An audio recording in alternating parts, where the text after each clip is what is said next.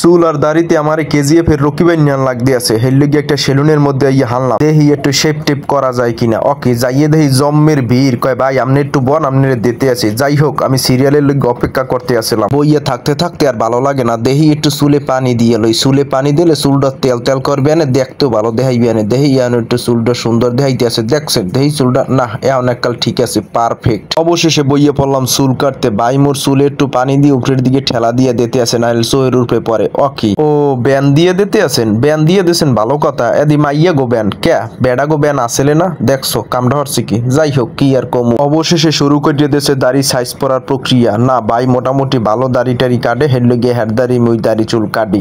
যাই হোক গাইস আপনারা দেখতে থাকেন কি হয়। গাইস চুল কাটে ভালো কথা, দাড়ি কাটে। ওকে হঠাৎ করে কয় কি মোর পান খাইতে হইবে, এটা কোন কথা? চুল কাটতে বইলি হ্যাগো পান খাওয়া লাগবে, চা খাওয়া লাগবে, হ্যাগো মনে করেন কথা খাওয়া লাগবে, কত কথা। মোরে মোটা একটা কাপড় দিয়ে বাইন্দে থুইয়া হে তার তামসা শুরু হচ্ছে। দেখছো কষ্ট তো হয় মোর, হে তো আর বোঝে না। দেখছো এখন আয়, দেখছো করে কি, দেখছো আইছে ও এই দিয়ে আইছে। কাটেন ভাই কাটেন, সুন্দর মতো করিয়া কাটেন। গাইস আমনে গুমইয়ার বিরক্ত করবো না, আপনারা মিউজিকের তালে তালে ভিডিওটা উপভোগ করতে থাকেন।